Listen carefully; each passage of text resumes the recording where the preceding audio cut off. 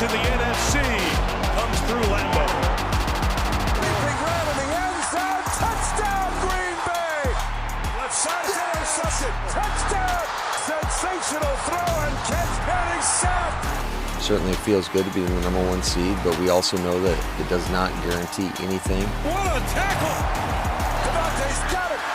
Upfield with Highline. It is all in front of the Green Bay Packers.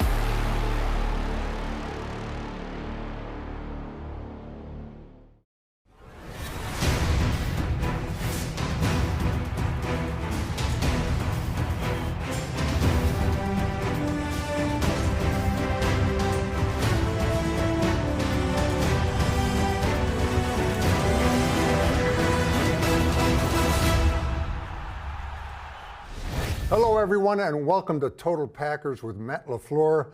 Larry McCarren, along with the head coach of the Green Bay Packers, who's getting ready for a divisional playoff game against the San Francisco 49ers.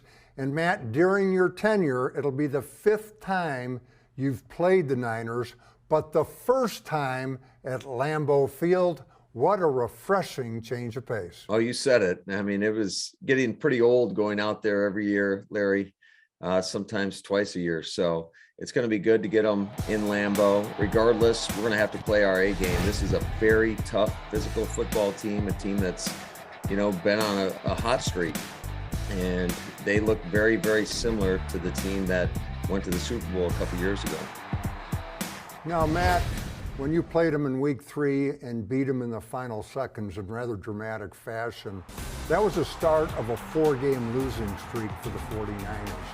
But as of late, they've won 8 of their last 10. Have they changed a great deal? I wouldn't say they've changed. I just think they're executing better. They're playing better. Like I mentioned, they're physical in every phase. You see it defensively. These guys take no plays off. They are running to the football.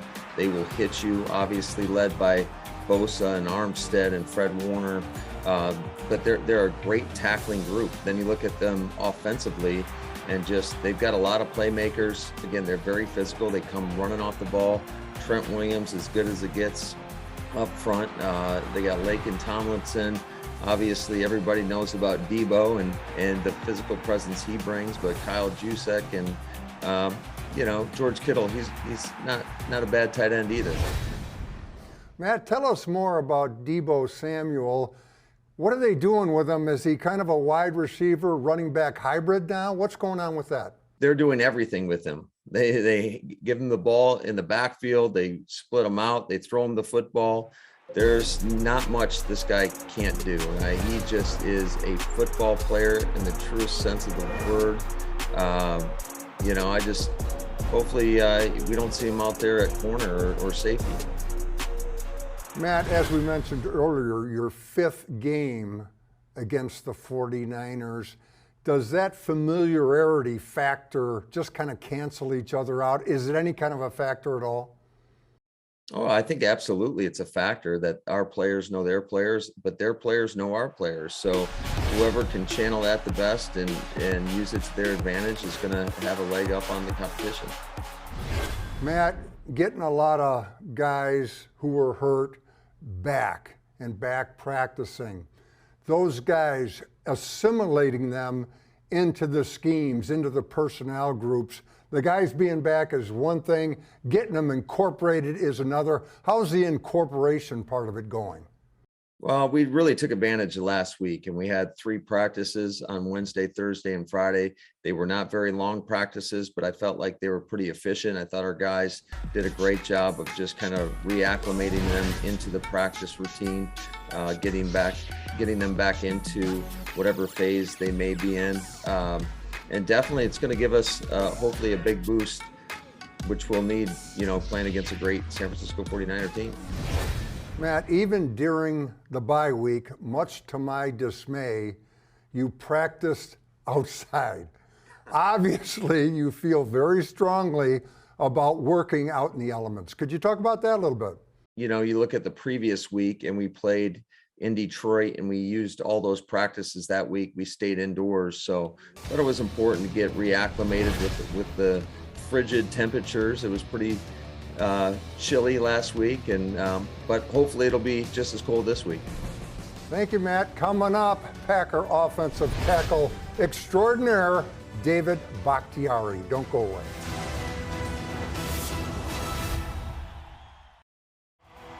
Total Packers with Matt LaFleur is brought to you by your local Chevy dealers, by Bellum Health, and by Johnsonville.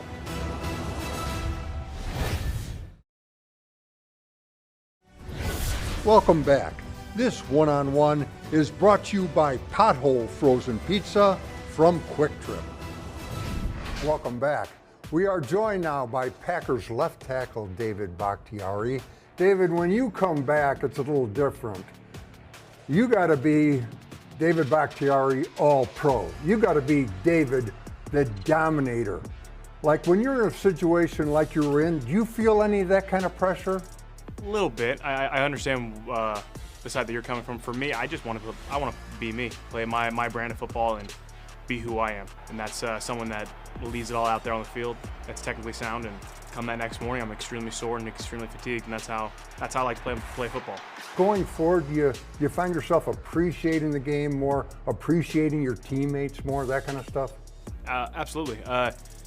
You never really know how good you have until it's gone and it's taken from you. So for me, yeah, I'm very excited to be out there, to laugh, go through the pains, to be sore.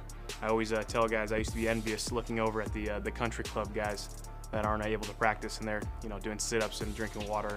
There's a lot of pains that come with playing football, but now being over there for as long as I have, I will take every ache and every pain and smile about it, knowing that I would rather be there 12 out of 10 times than to be in the country club. David, whenever we have talked to any of your teammates in the offensive line, every one of them would mention your leadership. How did you maintain your leadership position even when you couldn't play? By any means necessary. Just because I'm not out there on the field doesn't mean I can't, with the position that I'm in and how long I've been tenured here, trying to give whatever I can on the field. So if I physically can't be out there, mentally, I want to be out there. Spiritually, I want to be out there. Leadership perspective, give the guys every tip and help not only on game days, but also during the week when it comes to practice and the standard of practice. And definitely in the film room, just kind of breaking it down, giving my 2 cents on how I view the game, because I think everyone views the game differently. When we do and we take care of our business, I mean, give Aaron time, you know what he can do with it. Throws end zone, he's got Alan Lazard, touchdown! You and Aaron are like best friends forever. I mean, you ride down to practice in the golf cart, which you gifted him. Could you talk about your and Aaron's relationship? To play with him as long as I have, time is definitely one of the factors. Another thing, we get along. We balance each other out. I think what his dynamic and type of person that he is helps balance me out and vice versa. I love playing with him, and any time that I need any more of a reason to play a little bit harder and protect the person that I'm blocking for, put myself and sacrifice myself for them physically, it helps when you consider him such a close friend like I do with Aaron.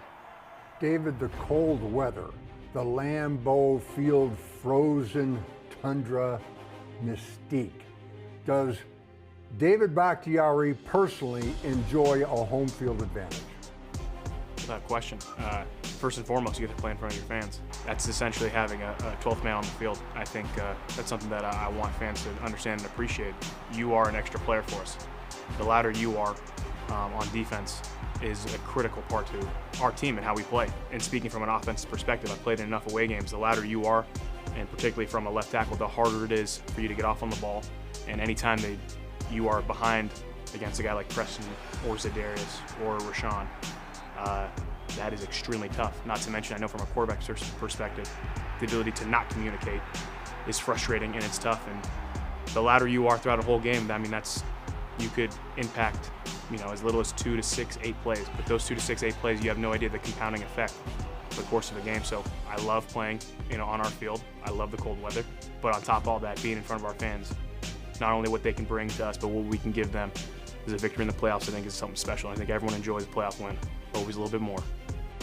Playoff success. If you could name one key to having it, what would it be? Energy. I think the team that comes out that has more energy has the will and the want. It's the little things. So when it comes down to want, I want this more. I want to be more prepared. I want to give it more my all. I want to impose my will on the person in front of me. I want to win the play. That is what I think the biggest difference is. Thank you, David. Best of luck against the 49ers and beyond. Thanks, Larry. All right, coming up this week's Chalk Talk. Don't go away.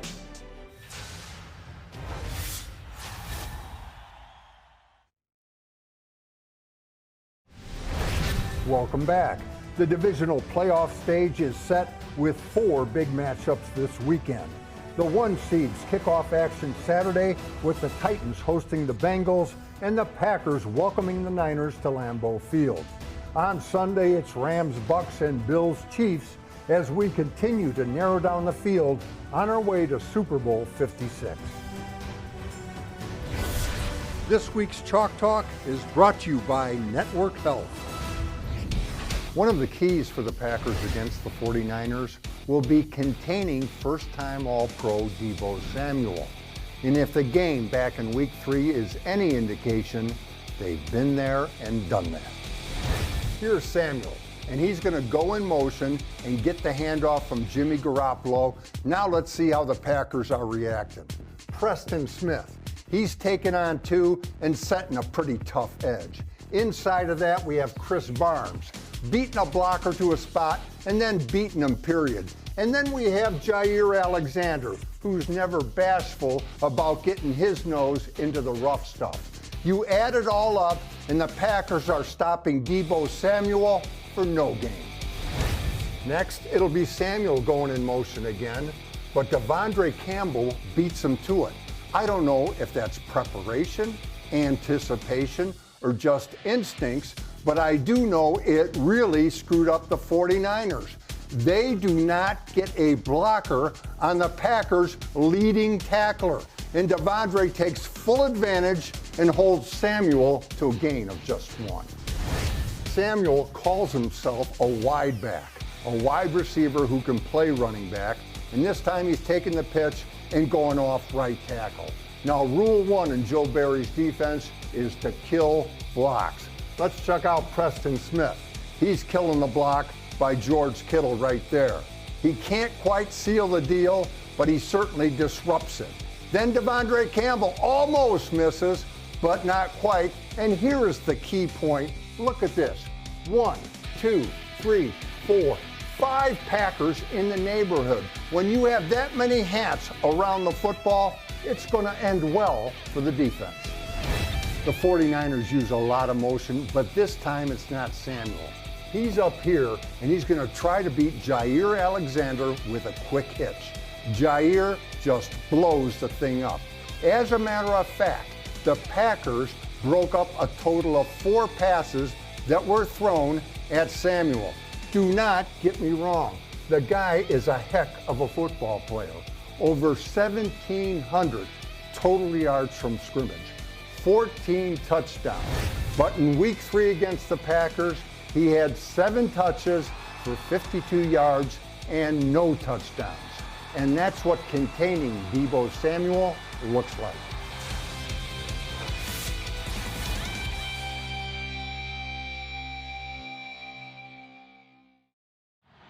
Total Packers with Matt LaFleur is brought to you by Network Health, by your Wisconsin Toyota dealers, and by Ticketmaster.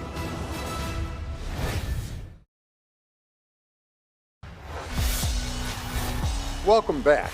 The Packers and 49ers already posted 1 classic this season, that coming from the Week 3 clash in Santa Clara.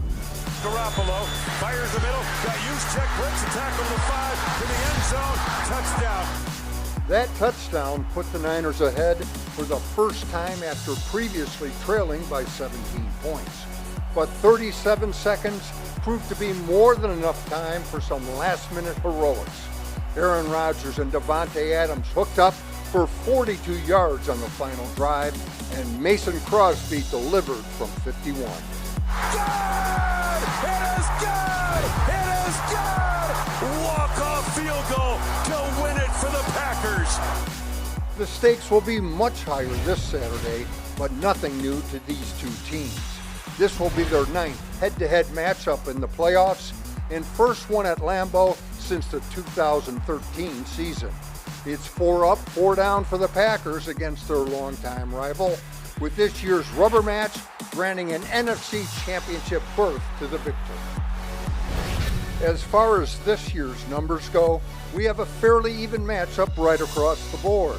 One glaring difference comes in the turnover department, with the Packers rocking a +13 mark.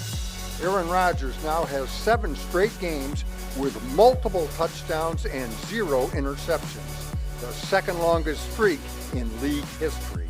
We'll be back with the last word from the coach right after this.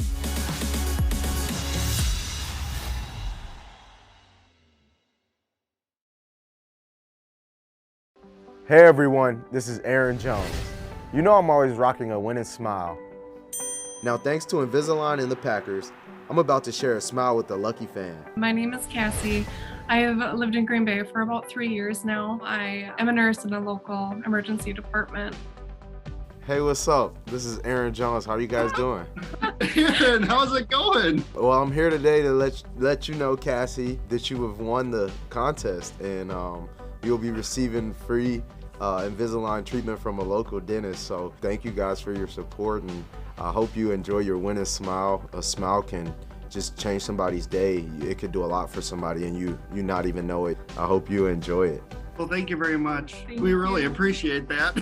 Oh, you're welcome. You're welcome. And I also wanted to tell you guys, thank you for all that you do. You guys always go above and beyond, but especially in these past 2 years, thank you guys for that. I do work with people that are in their most critical moments and they need more support. Even though I'm wearing a mask, most of the time they can still feel when you're smiling. I'm sure you'll love your Invisalign. I love mine.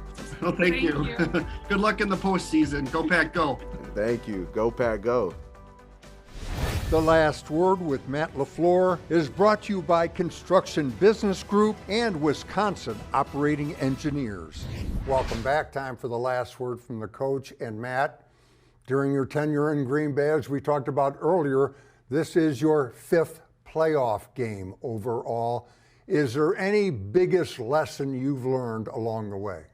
I think the biggest lesson is that you've got to embrace the opportunity and take advantage of every second. Everything we do, from players and coaches, has got to be aimed at being our best on game day. And we play Saturday night. It's going to be great to have our home fans behind us. Make sure you show up very loud. Do not sell any tickets to the Niner faithful. And but you got to take advantage of the opportunity. It is great to have the game in Lambeau, but ultimately we got to go out there against a very physical, tough football team and play our best. Now, Matt, you and your staff do some very creative stuff offensively. Do you, during the course of the season, save anything for moments like this? Like you didn't really need it in this particular game, so we'll put that one aside and maybe bring it out now. Do you save anything? I wouldn't say save anything. I think every game you go out there and you fire every thing that you have at the opposition. And so to hold anything back would be a disservice to that team you're playing. And hopefully we'll come up with some good stuff for the 49ers. Thank you, Matt. Good luck against those 49ers, and thank you for watching. Until next time, take care.